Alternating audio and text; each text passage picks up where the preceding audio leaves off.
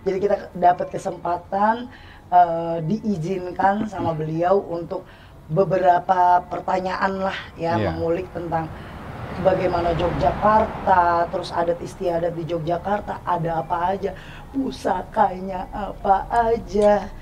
Dulu ini sebagai tempat untuk direksi kita zaman dulu ya, tempat untuk beliau melihat proyek pembangunan keraton.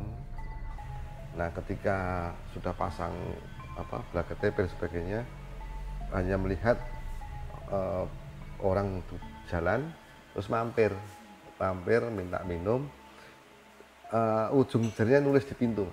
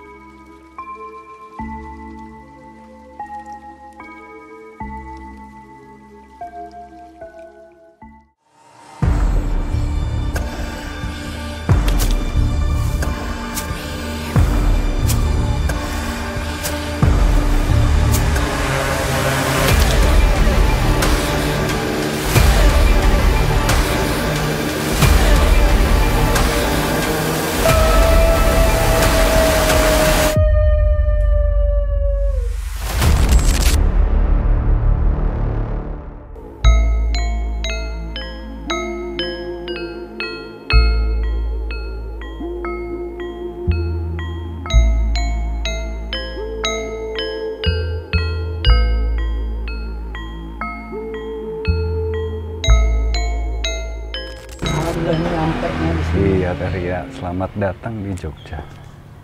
Itu dong yang pertama tuh, selamat datang di Yogyakarta. Selamat datang di Yogyakarta. Jadi assalamualaikum sahabat mistis. Kali ini masih ekspedisi di Yogyakarta. Malam gini ngomongnya apa ya? Edukasi plus mistis juga ya. Iya. Nah, Teria ngobrol sama siapa sih? Iya, kali ini aku nggak sendirian. Edukasi ekspedisi malam di Yogyakarta bersama Mas Genta. Halo Ria, halo teman-teman semuanya. Sehat Mas? Sehat dong, sehat. Jadi ditemenin sama orang Jogjanya langsung. Teria lagi di mana sih? Itu kok sama Mas Genta kok bisa? Ya ini Mas Genta yang bikin cerita kisah Tanah Jawa Merapi, Gunung Merapi. Oh, Masya Allah. Jadi hari ini aku dapat kesempatan datang ke dalam Benawan. Nah, ada apa sih Teh di dalamnya? Ikutin. Kita datengin dulu siapa beliau, terus cerita yang ada di Yogyakarta bagaimana, karena ini kayaknya satu-satunya nih Mas yang bisa ngulik ini nih. Iya, aku aja belum pernah. Belum pernah. Alhamdulillah saya belum pernah, jujur belum pernah. Mas Genta aja belum yang orang Yogyakarta. Jadi kita dapat kesempatan diizinkan sama beliau untuk beberapa pertanyaan lah ya, mengulik tentang bagaimana Yogyakarta, terus adat istiadat di Yogyakarta, ada apa aja, pusakanya apa aja. Itu yang penting, karena netizen di Gen Z tuh paling nggak percaya yang namanya hal-hal mistis dan adat istiadat ya Mas. Jadi itu masih ada di kota Yogyakarta. Yuk, bismillah, ikut telusur edukasi edisi Yogyakarta. Yuk, Mas Genta yuk. Duluan Ria. Oke.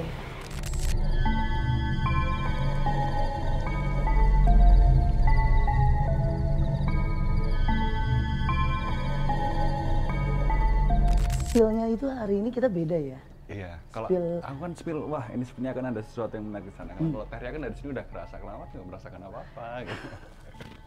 Jadi gini, sahabat mistis, pertama kali tahu diizinkan, kita nggak tahu juga, aku jujur aku nggak bilang sama Mas Genta. Iya, baru tadi. Mas Genta itu aku kasih kabar dia mau OTW ke guest house aku. Saya kasih tahu Mas, kita ke tempat beliau ya gitu. Udah. Terus aku nggak ngomong apa lagi, ketemu langsung ke sini. Dan ternyata Mas Genta datang ikut aku bareng, kita sama-sama first time. First time. Pertama kali di mana ngobrolnya ini berbobot banget karena sama beliau langsung tahu arti yang namanya pusaka itu bukan cuma benda senjata tajam, tapi adatnya, budayanya, rumah, terus tutur bahasa, itu semua budaya. Itu semuanya pusaka sebenarnya, tapi benda pusaka yang dimaksud orang-orang banyak kan ya keris, senjata tajam, tapi di sana semuanya ada foto, terus lukisan ya, dan sejarah Yogyakarta itu seperti apa dari Sri Sultan Hamengkubuwono I sampai ke 8. Beliau juga terahnya dari Hamengkubuwono ke-8 ya, ke-7 ke-8. Siapa beliau? Yuk kita masuk ke dalam Benawan.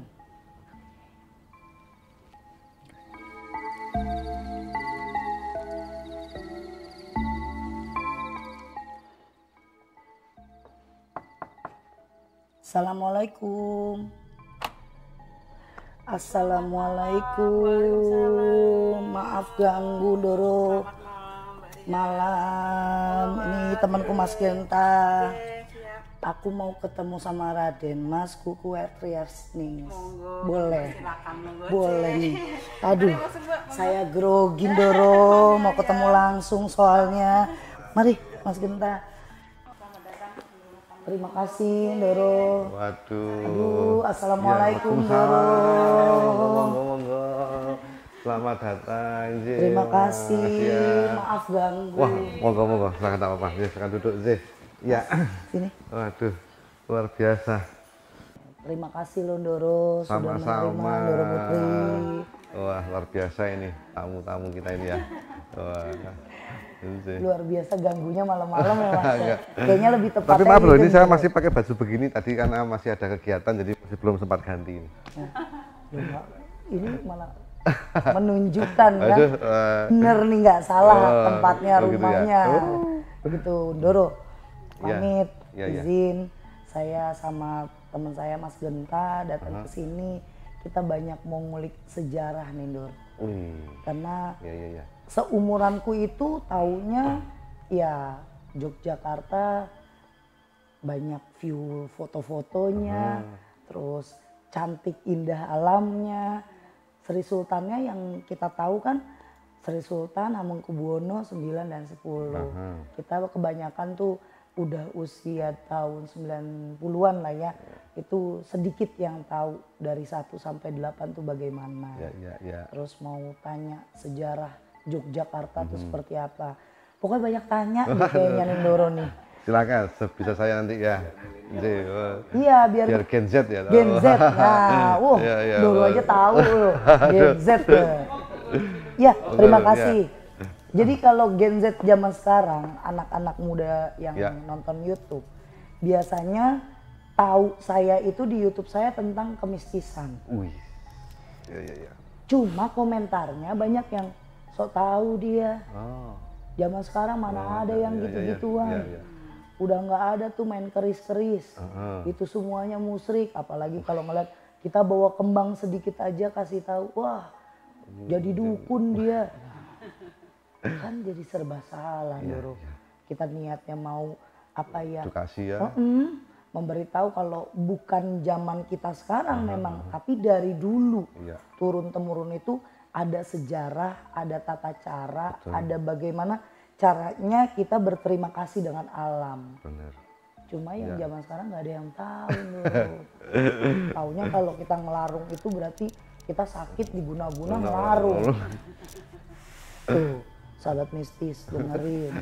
Ini ngobrolnya sama ahli yang, bukannya orang yang nggak tahu apa-apa di dunia ini, tapi tahu wilayah di Yogyakarta tuh seperti apa. Orang masih seperti beliau aja masih mendalami adat istiadat. Jadi bukan ke ranah yang lain-lain ya.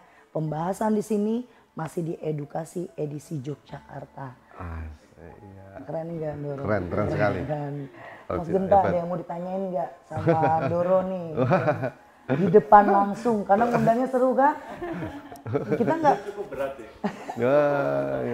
Asli Jogja ini cukup berat ya. Waduh. Karena biasanya aku ngajakin Mas Genta itu niatnya penelusuran tempat-tempat angker. Wih. Berarti kita butuhnya nih kuncen nih. Suruh kunci ya. Ini kuncen. Mas Genta langsung. Coba ada yang mau ditanyain nggak Mas Genta? Permisi dorong. Ya, bisa. Ini ya mungkin pertanyaan pertama kan ini maksudnya kan setiap sisi-sisi Yogyakarta itu kan pasti punya ceritanya masing-masing ya. Keraton Jogja itu punya cerita, alun-alun Jogja punya cerita, dan saya sendiri yakin bahwa di di tempat ini pun sebenarnya juga pasti ada cerita sendiri kan? Iya. Di depan tadi ada tulisan Cagar Budaya, berarti kan sudah dari masa Lama. lalu dan ada sejarahnya juga. Dari tempat ini sendiri, dalam ini sendiri ada sejarahnya tersendiri nggak? Secara umum memang semua dalam diperuntukkan untuk putra putri sultan ya. Cuman ada beberapa yang khusus. Yang khusus itu bisa jadi itu sebagai ajudan atau sebagai orang yang dipercaya oleh sultan. Nah, dalam Benawan ini dulunya memang dipakai salah satu putra Habib VII yang Mangunegaran ya. Makanya dulu waktu itu di sini terkenal dengan nama Dalem Mangunegaran. Ya. Beliau berdua ini tidak dikaruniai putra dan putri ya. Tahun 65 itu karena sudah wafat, kemudian dari putra Habib 8 GBPH Benowo menempati tempat ini. Nah, memang sejarahnya banyak. Jadi dari cerita-cerita zaman-zaman dulu, memang lokasi ini sedikit strategis ketika HB1 mencari lokasi untuk membuat keraton ketika pasca Giyanti. Ada yang dari teman atau sederek-sederek sejarawan dulu ini sebagai tempat untuk direksi kita zaman dulu ya, tempat untuk beliau melihat proyek pembangunan keraton, kemudian bangun Taman Sari. Jadi di sini dijadikan base camp. Ya, tapi memang secara ilmiah kita belum membuktikan. Hanya saja memang beberapa tempat yang ketika kita bangun bangunan di samping atau untuk fasilitas umum, kadang ditemukan artefak-artefak yang kemungkinan itu masih zaman ini pembangunan keraton 1755 sampai 1756 misalnya. Ya ada yang cuma cincin, cuman penduduk yang menemukan penduduk, ada cincin, ada ini anting-anting kecil-kecil ada. Jadi kemungkinan besar memang dulu ini menjadi base camp untuk kegiatan pembangunan Keraton Jogja. Ya. Jadi, kalau secara fisik bangunan ini dibangun 1879 ketika era Habib VII. Tapi secara histori ke belakang kemungkinan ini menjadi tempat untuk favorit untuk memang untuk ini ya base camp proyek ya. Tapi memang ini dari tempat pondasi dan lokasinya seperti ini. Ya. Bentuk bangunannya juga seperti masih ini. Orisinal. Ya. Oh ini masih orisinal. Tuhan, lumayan kita ini. Ya. Tapi sejarahnya berarti dalam. Iya. Benar-benar dalam juga ya. Iya. Sebagai salah satu putra dari keturunan keraton Ndoro. Ya. Tinggal di Yogyakarta. Ya. Kebanyakan kan saya ngobrolnya sama warga biasa. Saya sekarang ngobrolnya yang lain. Ya. Kalau Ndoro sendiri dengan ngikutin adat istiadat, terus ada perbandingan nggak sih Ndoro dulu dengan sekarang? Iya. Kalau secara esensi ya, jadi mulai dari prosesi sampai ke nanti ke akhir prosesi atau akhir ritual itu memang terjadi penurunan. Ya, artinya penurunan itu karena yang sepuh-sepuh sudah ada yang memang sudah nggak mampu melakukan ritual, kemudian tidak meregenerasi putra putrinya atau mungkin saudaranya, ini mulai terkikis memang Jadi kalau secara fisik ini ya ubur rampenya itu masih, tapi secara nurani atau mungkin batinnya yang melakukan itu sudah mulai yang penting ini ya syarat Ya, jadi tidak seperti Ikhlas zaman dulu. tulus Ya, hanya kewajiban. Secara batin dan Jadi memang kalau secara khusus mereka memang sejak kecil sudah bakat ya, sudah ada sense-nya ya. Kemudian dia dilatih untuk menjadi salah satu juru kunci atau mungkin menjadi sesepuh di setiap kali acara ritual. Jadi secara pribadi pun dia sudah senang. Apalagi dapat tugas, itu akan lebih dia menghayati.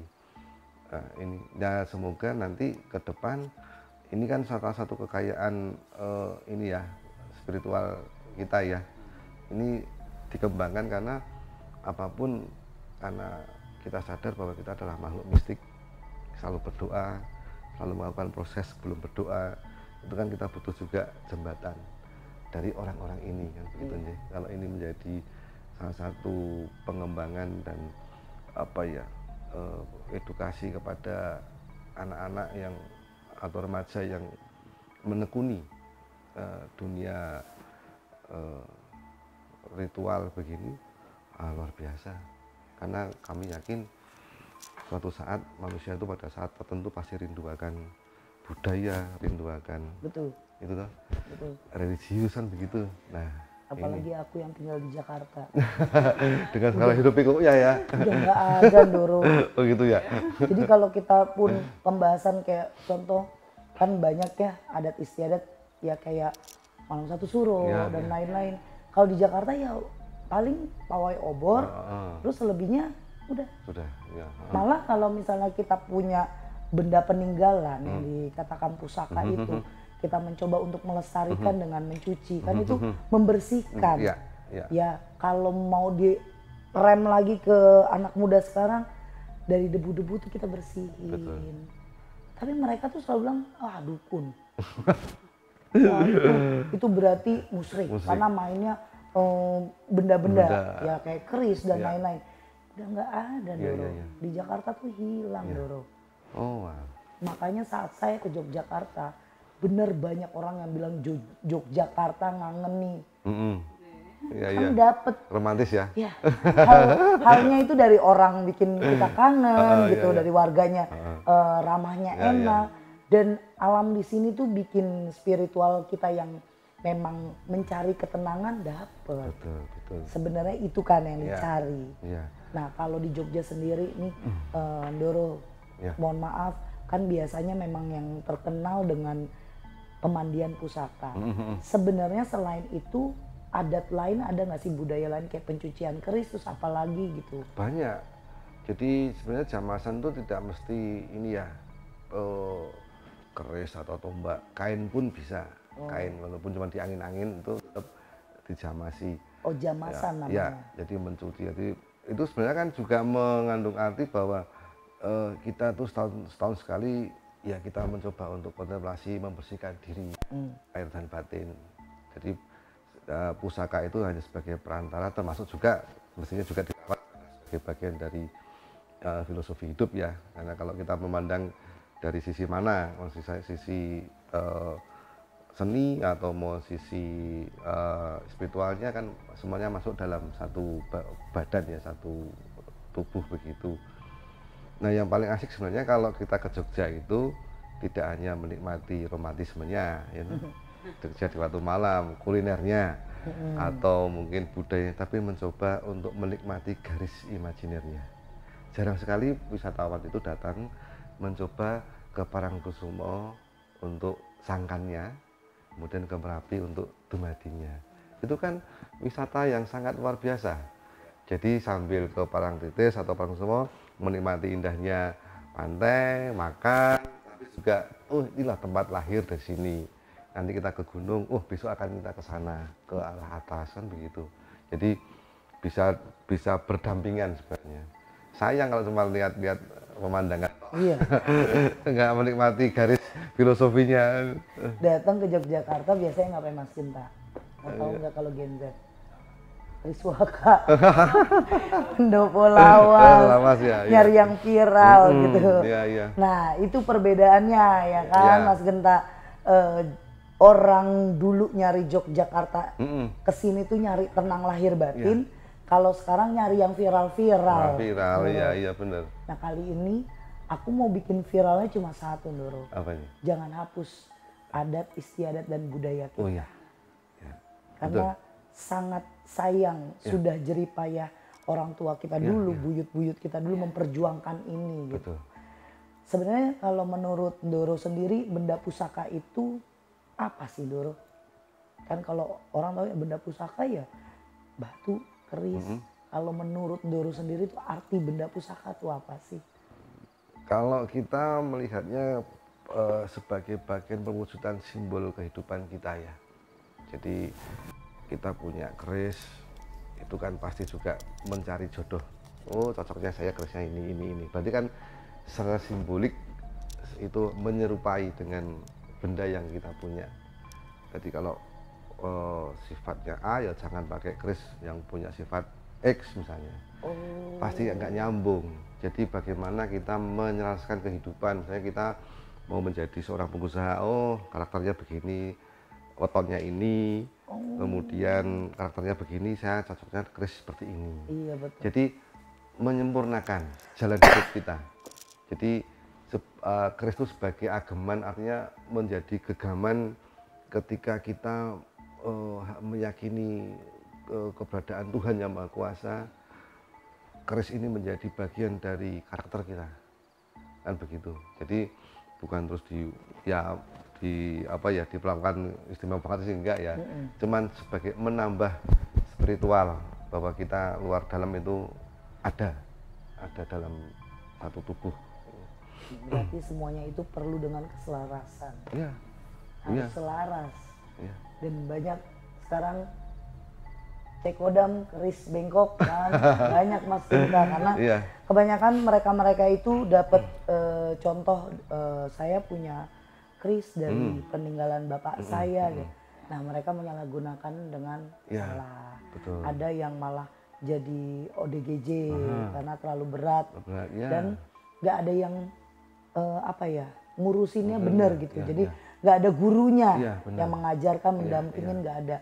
Jadi aku tuh suka ngomong gitu, kalau misalnya saya memang punya, karena kita kan punya turunan, tapi saya nggak mau membuat orang itu dengar, oh Teria percaya dengan keris, enggak. Tapi apapun yang diberikan akan saya jaga, saya rawat. Kalau Mas Genta nih, kalau saya memang nanyanya maunya keris-keris dulu. Enggak, kalau aku sih ini tidak lihat sama Ndoro. Aku tuh dari tadi sedang berimajinasi. Oh lagi. Kalau penulis begitu baru Ndoro. ini ya, menjelajah ya. Kalau udah ngobrol sama Mas Genta. Banyak kalamunnya berimajinasi. Iya. Tapi nyusun pertanyaan. Oke, boleh silakan. Ndoro, mungkin kalau dari saya itu kan saya dan Teria mungkin tidak pernah mengalami ini ya Ndoro, kayak bagaimana kehidupan di lingkungan kerajaan. Iya. Ndoro Putri ada di dalam lingkungan. Mungkin yang imajinasi saya dari tadi hilang ya gitu kan, kayak sebenarnya bagaimana sih Ndoro kayak kehidupan di dalam kerajaan itu, terutama dalam segi spiritual dari apa ya, kayak apakah di dalam itu memang diajari didik dari dasar sampai ini sama singgah-singgah dulu atau gimana Ndoro? Atau ya learning by doing aja? Ya, memang ketika saya masih kecil gitu ya, atau ibu saya masih kecil, cerita, kemudian tuntunan, tatanan, dan titian itu masih berlaku. Hanya saja mungkin setiap anak punya karakter beda-beda. Ada yang ngikut sesuai dengan arahan, ada yang karena mungkin mau ngikut tapi punya keterbatasan, hanya cuma di kamar, tapi tetap dia melakukan hal yang sama ya ketika itu, karena masih posisinya masih belum ada digital, jadi masih belum ada tempat untuk menyalurkan ini Jawa bahasanya untuk ngelimpe atau apalah ya. Nah ketika mulai berkembang kita kehilangan dongengan seperti itu dari orang tua, dari nenek kakek gitu, kemudian ke arah saya mencoba, saya juga punya putri. Nah itu cara menyampaikannya bukan sekedar hanya wingu kualat, enggak. Jadi bagaimana spiritual itu dilogikakan. Anak saya seperti itu. memang agak rumit, agak sulit, rumit, tapi saya harus berusaha untuk bahwa makan di depan pintu ndak nyaman, ndak baik, kan begitu.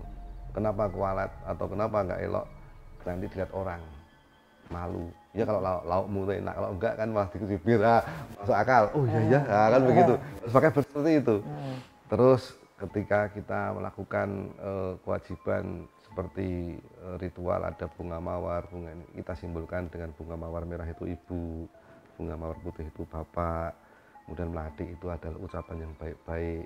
Dia mulai tahu bahwa oh ini hanya simbol kehidupan manusia. Jadi bukan sesuatu hal yang sifatnya bertentangan. Karena kita lihat bahwa agama dan budaya itu satu bagian, satu rangkaian, tidak terpisahkan. Hanya mungkin ininya apa ya, kiri kanan lah yang bumbunya ada yang kurang, ada yang lebih gitu. Tapi sama. Semua ke arah yang sama, satu tujuan, ke yang Maha Kuasa. Iya. Dengan ini simbah-simbah Iya. Sekarang berarti sudah cukup Sudah, berbeda, ya beda sekali. beda sekali. Jadi ketika saya mengalami hal itu, saya diajak betul, mempraktekkan betul, mendampingi betul, kemudian menuntun betul. Bagaimana ini mulai dari mungkin menyiapkan anglo ya untuk perapian, kemudian bagaimana memperlakukan menyan atau dupa itu bagaimana supaya baunya itu betul-betul menjadi bagian dari keharuman jiwa dan raga, kan begitu. Itu dituntun dan itu tidak bisa sekali dua kali. Saya mulai SD, kemudian SMP, baru ketika Eyang meninggal ternyata hal itu seperti kehilangan apa ya, kalau kita kehilangan pedomannya. Hanya kita mencoba untuk berkarakter sendiri, menemukan ciri. Ya, berarti ciri saya seperti ini. Itu dulu cirinya yang saya lebih mudah dan lebih nyaman dengan ciri seperti ini, tanpa meninggalkan dasarnya. Itu aja.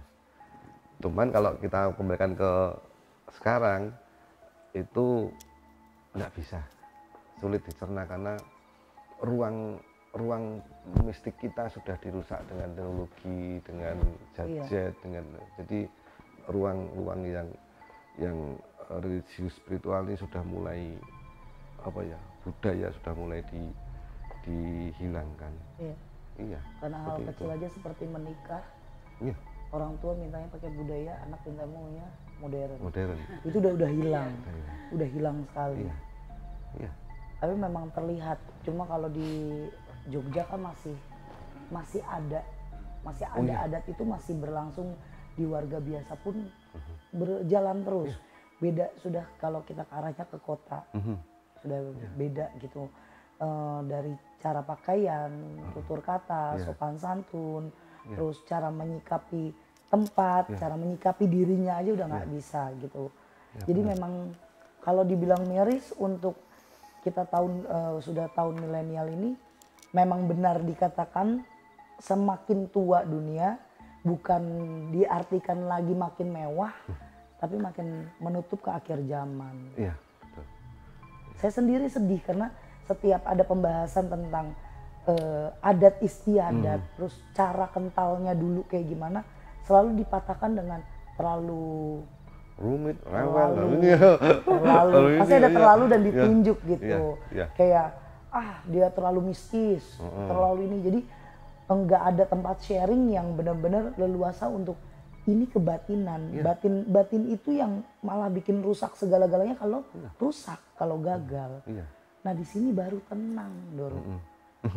Pengen pindah ke Jogja, pengennya pindah ke Jogja nih, coba tinggal di sini. Susah, Doro, bahasanya Jawa, nggak ngerti jadinya. Belajarnya rumit nih, lebih rumitan bahasanya. Nah, Doro, ada pertanyaan yang nyinggung sama kayak Mas Genta tanyakan. Kalau kita tinggal di keraton dengan tinggal di luar keraton itu kan sangat berbeda jauh. Mau adat, terus perlakuan dan lain-lainnya. Etika dan sebagainya. Kalau di dalam keraton nih, misalnya ada tamu, dia ya tidak mengerti hal mistis sama sekali. Terus dia mencoba untuk memegang benda pusaka. Apakah dari keraton itu langsung gimana caranya untuk memberitahu, ya saya pengen tahu pusaka itu kayak gimana. Itu cara untuk menasihatinnya seperti apa sih? Kalau di luar, wah habis dibugin. Oh. Ya. Kalau di keraton tuh gimana, Doro? Yang pertama kita tanya dulu kenapa dia bisa masuk ke ruang pusaka, ya kan? Apakah penelitian atau memang mau untuk dokumentasi dan sebagainya. Kemudian sebelumnya kita sudah memberikan semacam aturan, ya. Kecuali dia kita tinggal, kemudian dia mengambil barang lain yang di luar yang sudah ini biasanya kemudian kita dengan baik, dengan tutur kata yang halus, mohon maaf ini belum tidak bisa dipublikasikan, mohon maaf. Banyak ya? Ya, banyak. Karena di keraton sendiri kan banyak pusaka-pusaka sebagai simbol-simbol juga, jadi simbol kewahyuan, simbol kebijaksanaan, simbol kekuatan dan sebagainya, itu disimbolkan dengan pusaka-pusaka itu. Kalau kereta kencana masih ada? Masih ada, terawat dengan baik. Wah. Ya. Gimana Mas Genta, ada yang mau ditanya lagi sama Doro? Nah, tadi kan sempat berbenar kan. Oke. Terus aku tadi sempat tanya-tanya teman-teman. Kan ini obrolan off the record. Oh. Dia mau cerita. Teman-teman tadi kan saya tanya ini ke Pak Doro. Ya. Waktu itu kan Doro pemberitaan itu kan sempat ramai bahwasanya pada masa lalu itu pada waktu Merapis dan Gejolak sempat ada cerita bahwasanya di Sembilan, beliau di Sembilan pernah naik ke atas dan melakukan sesuatu turun ke bawah sampai Merapi itu benar-benar hening dan tidak bereksima, itu benar? Benar. Waktu itu saya tanpa sengaja melihat foto itu, Mas. Ya. Ketika saya jatuh, kemudian saya patah tulang di sini, kemudian di ronsen karena patah. Terus yang saya mengatakan tidak usah dioperasi, ke itu aja Mbah Kanjeng, itu rumahnya di Tangerarja.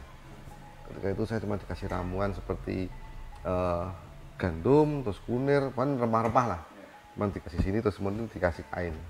Nah ketika sudah selesai, saya melihat foto bis 9 di lereng Merapi, kayak pakai baju panjang itu ya, bawa tongkat begitu. Terus saya tanya ke Mbah Kanjeng, menika sinten gitu. Punika sinuwun kaping 9 rikala wonten redi Merapi kagem napa ngidem Merapi. Oh nggih. Tahu kalau dilihat dari fotonya hitam putih ya pasti tahun 70-an ya, Mas. Ya. Terus saya mencoba untuk merasakan berarti beliau ini kan sifatnya kan ngomong ini apa namanya ya habun alam lah kan begitu sih ya, itu sering. Terus yang di Gunung Kidul juga ada, ketika itu saya rasulan ada kumpul sepuh-sepuh gitu, usianya sudah di atas 70 gitu. Dia cerita kebetulan salah satu dari mbah ini punya dulu mantu di tahun 76.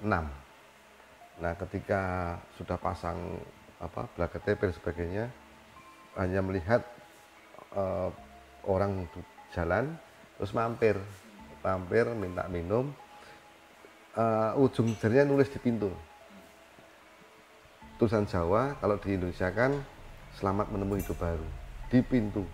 Terus beliau hanya pamit, saya pulang dulu. Nah panjenengan sinten, engko nak ngerti, hanya gitu aja. Nah begitu sudah lama berselang, mulai ada diskusi toh, siapa ya, terus ada yang tahu kalau wah itu sinuwun kaping 9 gitu, jadi pakai tangan.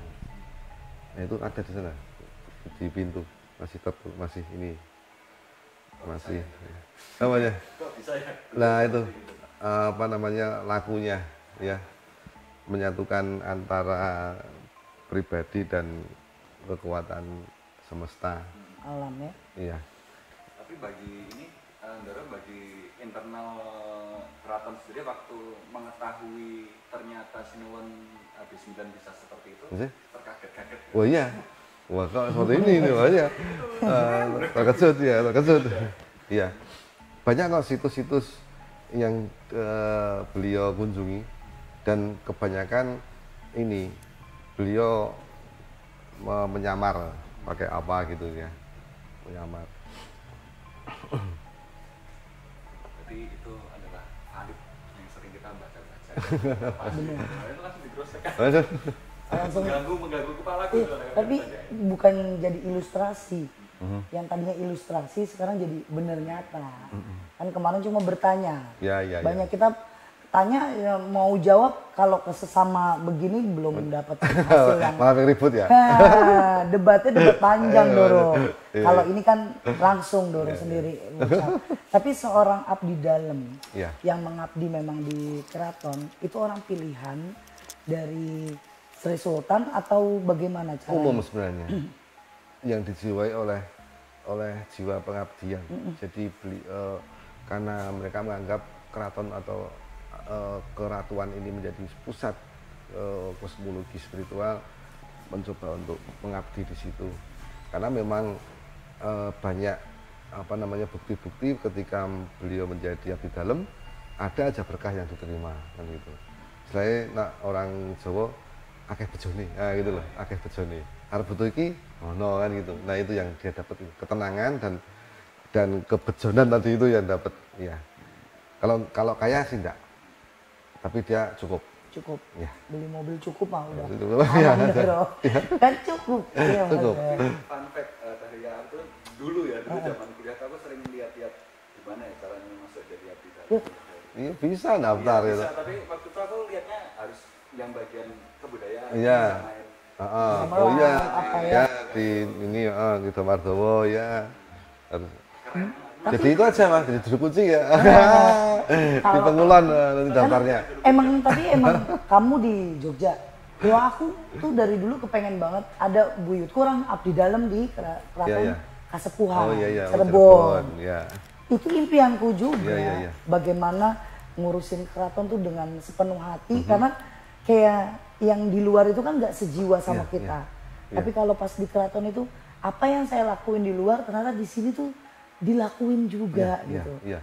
Tapi sayang karena kehidupan kita lamanya di Jakarta susah untuk di sana gitu. Karena perempuan itu kan seperti Indoro bilang, perempuan itu nggak terlalu kuat dibanding laki-laki. Iya, betul.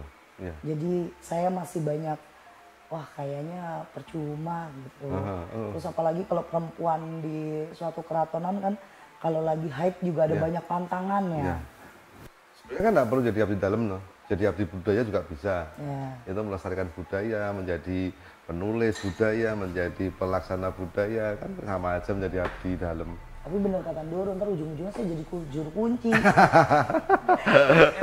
Jadi juru kunci itu enak. Oh iya. Setelah aku dia lihat ya, jadi juru kunci itu enak. Oh iya bener. Siap malam bisa spiritual, enak banget. Terus nanti kalau ada peziarah dapat ya, dapat ya. Orang datang takut kita udah biasa ya. Dapat bingkisan, iya. Jadi kalau doanya terkabul dapat lagi bonusan begitu ya. Tapi kalau di Jogja kan banyak banget nih Doro, tempat-tempat spiritualis atau tempat-tempat yang dikategorikan banyak warga masyarakat bahkan se-Indonesia tahu angker, terlalu mistis. Menurut Doro sendiri, jangkauan Doro mistis di sini tuh lokasi di mana sih Doro? Waduh banyak sekali. Salah satunya mistis yang dari sisi sejarah artinya dipakai oleh para leluhur atau mistik secara goib atau tempat-tempat yang angker kan beda. Dua-duanya Doro. Oh, dua-duanya. Ya jadi kalau tempat-tempat yang petilasan para leluhur kan pasti itu auranya positif ya. Sama-sama, tapi tetap kita mesti kalau orang kita bilang pasti di pelonco dulu, artinya di keteguhan kita tetap diuji. Ya, kalau kita ke sungai atau ke tempat-tempat hutan itu berarti kan tidak terdetek atau liar. Jadi memang beda, auranya beda. Jadi apa yang mau kita tuju, kita mau cari apa, mau cari kesaktian atau nyari keselamatan, pasti punya jalan yang berbeda. Atau mau cari pesugihan, lain lagi kan begitu ya. Ya itu udah lain lagi ritualnya. Oh di sana itu tempatnya, kan begitu. Nah kalau di Jogja semuanya kebanyakan bagian dari petilasan para leluhur. Ya, kalaupun itu ada tempat-tempat yang angker yang belum terjamah, itu juga banyak ada di setiap wilayah di Yogyakarta, di Bantul, Sleman, Purwokerto, banyak. Tinggal kita mau di mana. Kita mau apa manfaatnya, mau cari apa, ya kita bisa nanti mau cari pesugihan di sana ritualnya. Nanti akan ketemu seperti ini. Dan gitu aja. Ada banyak orang sudah datang. Dan masih ada. Masih ada. Masih ada yang datang Masih juga ada, ya. Masih ada. Semakin banyak yang datang, berarti semakin terakomodir lah, energi itu selalu terkumpul. Ya. Tapi jangan disebutin Doro yang tempat pesugihan. Nanti nih, mana nih kamera ini? Mana? Oh ini. Nanti kalau sahabat mistis denger nih, Doro nyebutin tempat pesugihan udah datang kayak enggak, wes swing langsung antara hilang kan. Karena kan tempat pesugihan itu juga gak sembarangan Doro. Kayak contoh setiap orang yang duduk sama saya itu di podcast saya selalu menceritakan hal mistis. Karena memang kita tentang mistis. Tapi kalau sama Doro kan jangankan hal mistis, yang mistis saya datang sendiri gitu. Udah bingung. Tempat pesugihan wes ada, coba. Tapak tilas ada, Mas Genta. Pusaka ada. Nah, itu diborong sama Doro semua. Tapi di dalam Benawan ini masih ada benda pusaka punya masih banyak. Doro. Jadi waris juga ada. Kemudian dari apa ya, keikhlasan saudara juga ada. Jadi artinya ketika barang itu sudah ke generasi ketiga, keempat gitu ya, itu nanti ada semacam mungkin message gitu bahwa ini yang cocok di sana. Nah datanglah ke sini, kita terima baik-baik. Ya ada begitu. Jadi pusaka itu nyari tempatnya. Jadi tidak, kalau kita pertahankan terus malah menjadi penyakit karena kita berbenturan dengan energi. Mending kita ikhlaskan. Suatu saat kalau kita mau lihat boleh ya boleh. Toh juga ini kan tetap bagian dari satu alur keluarga gitu. Tapi kalau kayak aktivitas pencarian atau perburuan pusaka sendiri sebenarnya ada nggak sih di kalau kita tuh nggak ada. Nggak ada. Nggak ada. Karena semuanya sudah ada. Karena semuanya sudah ada. Jadi ya yang ori lagi gitu.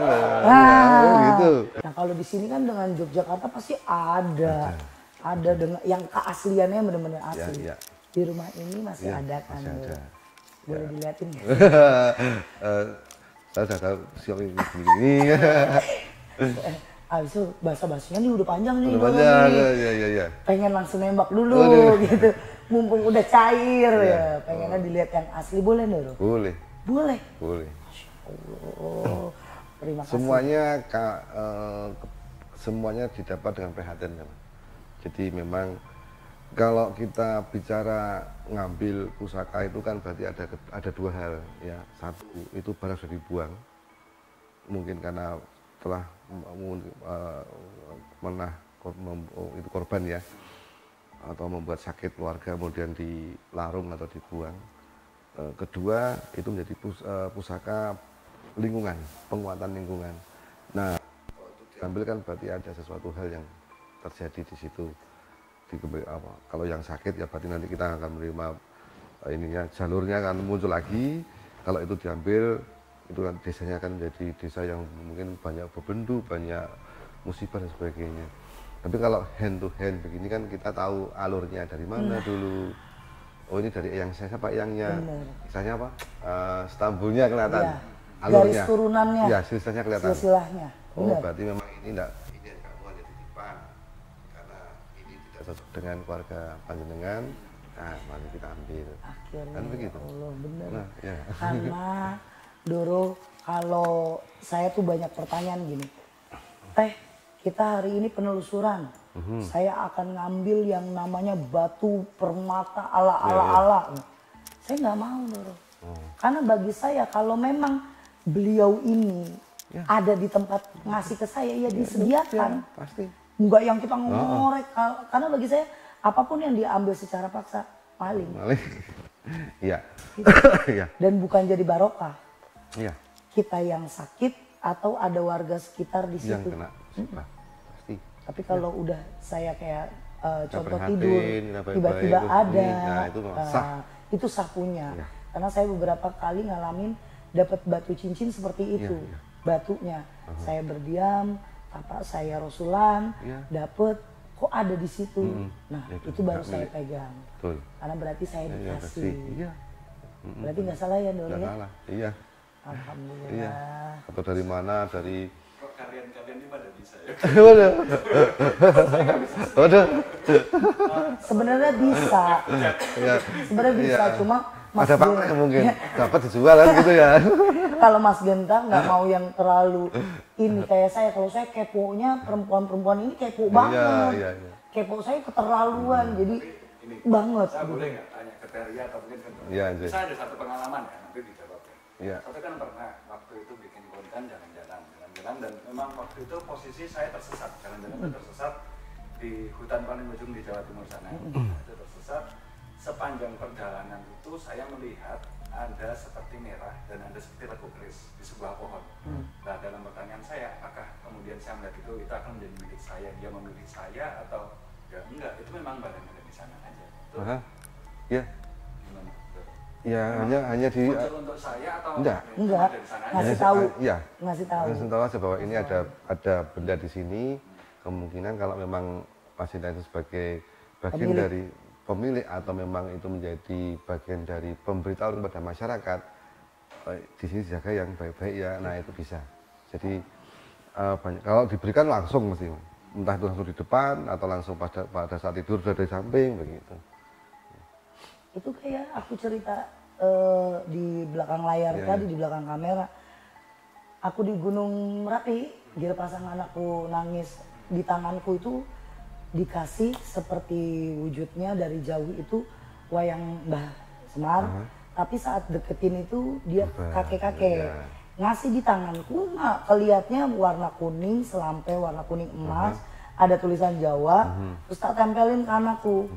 Terus karena itu kita mau pulang, sudah mau gelap juga, aku nggak cerita ke suamiku, ke mamaku nggak ada, tak taruh di tas. Niatku itu biar nanti aku lihat lagi bacanya apa. Ternyata pamit, dia pamit. Di kupingku bahasa Jawa tapi aku nggak ngerti. Akhirnya aku tanya sama manajerku itu artinya apa. Saya pamit dulu sudah selesai. Ternyata cuma diemi anakku. Karena anakku melihat Mbah. Dan itu memang cuma sebentar doang Mas. Dibuka lagi dorong nggak ada. Beda hal sama aku ke kaki Gunung Salak. Hiking, ada kejadian kita masuk ke alam lain karena temanku nyeleneh lah bahasanya gitu.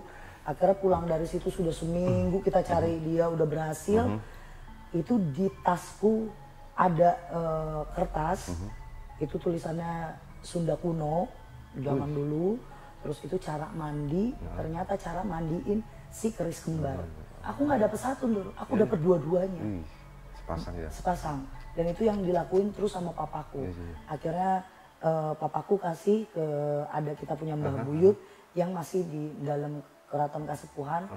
Nah makanya kemarin saya ke Keraton Kasepuhan satu-satunya boleh jalan-jalan di malam hari. Karena itu pernah ngembalin itu. Saya baru ingat itu udah setelah syuting lama-lama, oh iya Rin dulu pernah aku punya didapat itu SMP, kasih ke papaku yang pulangin. Iya, iya. Ternyata emang nggak boleh aku gunain dulu. Itu karena udah di tangan aku, nggak boleh digunain Mas Genta. Ternyata yang kembar dikasih itu, kalau aku pun ngerawat jadi, maksudnya aku dalemin ritual Mindoro, spiritual aku bisa alamnya beda. Udah jadi maunya semedi, terus ada di situ satu perjanjian di kertas itu, dijanjikan akan moksa. Oh iya, iya. Hadiahnya. Hadiah. Benar. Hadiahnya moksa. Makanya saya bilang saya sebenarnya pengen moksa. Tapi tetap aja sekarang mah udah milenial kayaknya udahlah cari duit dulu lah ya. Iya. Gimana nanti kita jalan-jalan boleh ya, Doro lihat-lihat. Boleh. Terus Ini- mempertanyakan ini lukisan apa ya, biar ya. sahabat mistis tuh jargon fansku. Oh, gitu. Oh. Sahabat mistis biar Ya, tahu ini loh dalam benawannya Doro. Oke. Ya. Sahabat mistis buat nanti kita jalan-jalan, kita break dulu. Aku mau ngobrol-ngobrol sedikit, jadi jangan kemana-mana, tetap di Telusur edisi Edukasi Yogyakarta.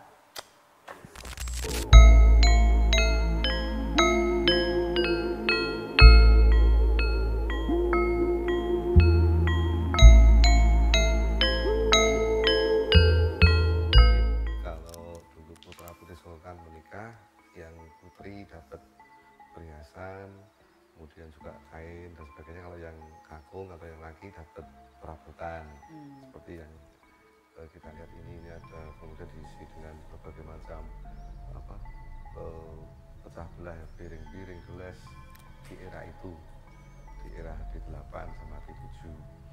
Terus di tengah ini biasa disebut dengan sentong tengah. Itu dulu kalau zaman dulu kan ada apa itu loro blonyo ya, loro blonyo tempat tidur. Nah karena mungkin difungsikan lain, dijadikan gedung pusaka sama berdoa. Jadi dalam sini khusus untuk merawat barang-barang pusaka waris dari eyang-eyang kita dirawat di dalam sini ya. Ya macam-macam, ada tombak, ada keris. Wah, berarti dari sekian banyak nih semuanya original ya. Ya. dan udah lama berarti Udah lama, ya, ya. Ndoro. Ya. Dan itulah sahabat mistis nih, pintu dimana yang banyak kepo untuk pusaka dalam keraton tuh gimana sih? Ya. Boleh masuk, Ya. Ndoro? Cuman di dalam kan ada foto kayak begitu ya. Iya. Jadi memang sebagai masyarakat Jawa, laut adalah kehidupan. Betul. Awal kehidupan, kemudian utara gunung adalah akhir kehidupan. Iya. Jadi ini Pak, jangan dilihat ininya apa dikonotasikan beda, jangan. Iya. Karena ada begitu tuh laut itu sendiri, laut itu sendiri. Ya.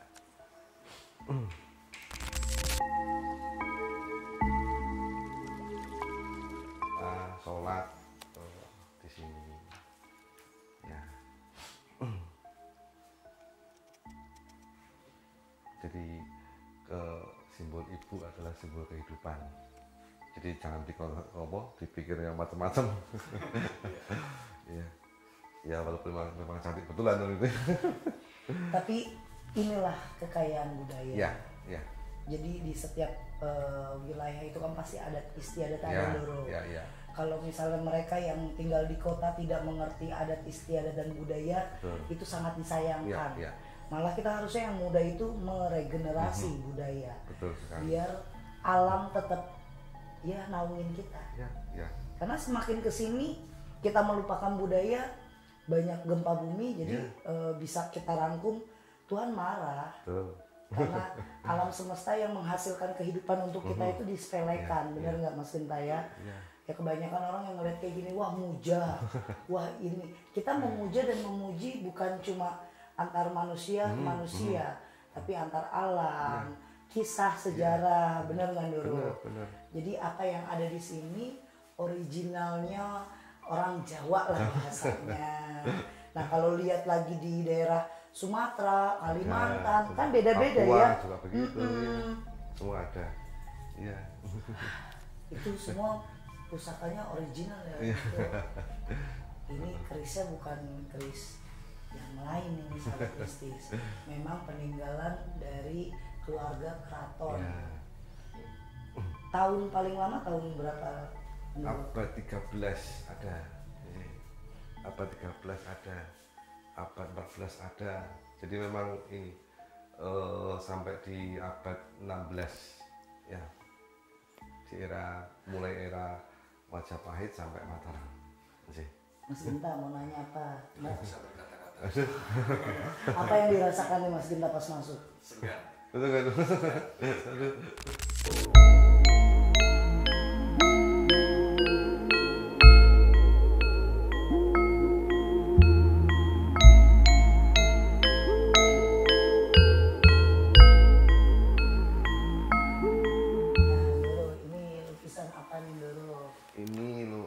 Gambar atau foto dari Sultan Jogja.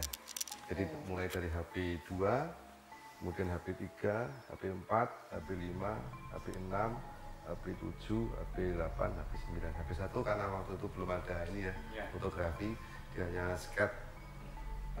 Saya pasang itu di belakang. Kalau ini foto atau lukisan? Jadi lukisan kemudian difoto. Ya. Tapi untuk raut mukanya sama. Ya, ya. Oke. Ada yang mau tanyain Mas Genta?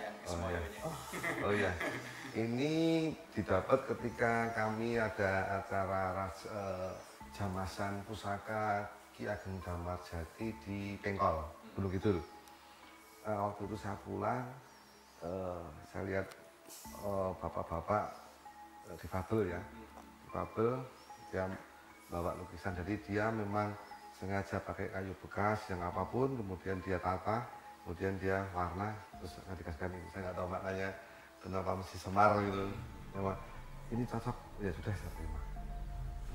Guru, Ya. terakhir Ya. mau meluruskan saja Ya. pendapat Ndoro. Aku udah pernah jelasin ini soalnya di apa channelku namanya Om Hao tentang Megatrust dulu. Dikit aja deh. Ya. Di mata seorang Ndoro di dalam keraton kesultanan dan garis keturunan dari Hamengkubuwono VIII, kan katanya Megatrust itu sudah ada di ramalan Jayabaya. Kalau menurut Ndoro sendiri, Megatrust itu ada nggak? Dan memang itu sudah ada ramalannya atau enggak? Kalau saya menyikapinya itu bencana kehidupan, Pak. Jadi bukan satu yang mungkin secara ilmiah ini ya, tapi bencana moralitas, bencana kemiskinan, bencana kekacauan lingkungan, konservasi dan sebagainya, itulah Megatrust. Jadi kalau ada yang mau menggambarkan itu sebagai gempa bumi yang sangat dahsyat, kami juga itu gempa bumi sosial, gempa bumi kemiskinan, gempa bumi konservasi dan semuanya itu Megatrust. Oh, puas kan? Jadi ada banyak pendapat tentang isu Megatrust yang bikin banyak trauma jadinya. Ndoro. Kalau bagi Ndoro seperti itu, jadi kan sahabat mistis sudah ada gambaran. Betul. Terima kasih Ndoro. Sama-sama, Mbak. Banyak pelajaran hari ini yang mungkin teman-teman di sana, ya ampun kok bisa. Nah, berarti kan ini secara kebetulan yang Tuhan kirimkan. Ya. Sebenarnya nggak ada yang kebetulan, memang sudah Semua digariskan. kreasi, skenario. Ya. Coba tinggal kita jalanin aja. Iya, benar. Terima kasih banyak Sama-sama, Ndoro. Salam untuk Mbak Ndoro Ria, Putri. Mbak Genta, ya. Nah, untuk sahabat Mbak mistis Kru, semua. ya. Aduh, aku nggak bisa ngomong apa-apa nih. Pokoknya buat kalian yang udah nonton hari ini edukasi edisi Yogyakarta, banyak-banyak deh. Tahu, harus mendalami lagi adat istiadat apa, budaya apa, jangan taunya besok ke mall, besok cari yang viral. Ini harus disekatin. Karena apa yang saya kasih itu bukan semata-mata hanya hal mistis. Mistis itu kehidupan kamu juga mistis. Kapan putus, kapan move on, kapan dapat pacar, kapan nikah, kapan punya uang, kapan lunas utangnya, itu mistis. Bener kan Ndoro? Nah, kehidupan itu semuanya antara hati, pikiran, dan kekuasaan alam. Jadi kita harus selaraskan diri lagi, banyak ibadah lagi, banyak-banyak ucap syukur. Terima kasih sudah terus support saya. Jangan lupa subscribe Ria Puspita Official, dan juga terima kasih untuk Mas Genta sudah mau menemani saya hari ini. Jangan lupa lagi like, share, dan komen. Pencet nih tangannya ke kanan, nah subscribe. Lihat di situ ada, langsung nyalakan lonceng notifikasinya. Terima kasih. Assalamualaikum warahmatullahi wabarakatuh.